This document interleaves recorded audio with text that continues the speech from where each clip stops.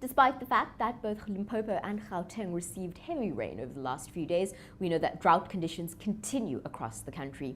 We're joined on the line by George Davis from Risk Benefit Solutions. He's going to talk to us about saving water in your business and home, and if you can be insured against drought-related claims. Gavin, thank you so much for joining us today. Thank you. Now, we know that the country is really being affected by water restrictions. Can you tell us what sectors would be most affected when we look at business? Okay, first of all, the industry where we see it the very first when there's a drought or anything like that would be the agricultural sector.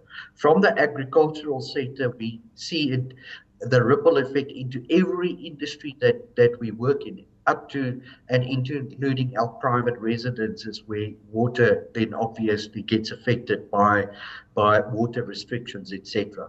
So it will affect every aspect of our lives, from work right down to our private lives.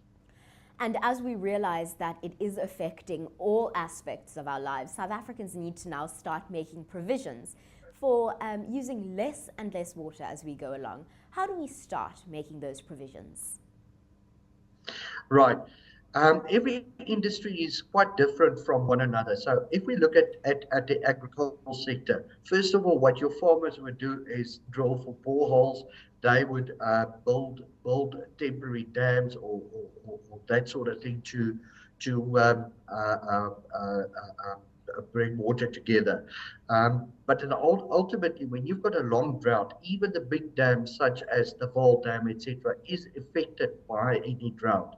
And it can get to a stage that water is affected to such an extent that even the municipalities would run dry if we don't work with water scarcity.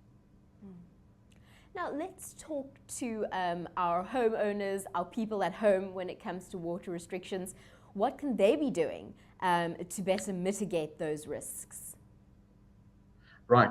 First of all, it's always very useful to look at if you can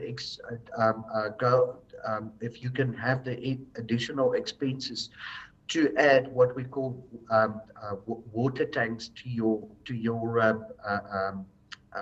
roofing system. Whilst the gutters, all of that water that love watered, for instance, last night through the rain, if you can harvest that water into a water tank, that can be used obviously to water your garden. We've also seen where certain industries start recycling water, and recycling can even happen at home. So there are ways and means to start recycling water instead of just let it all go for waste.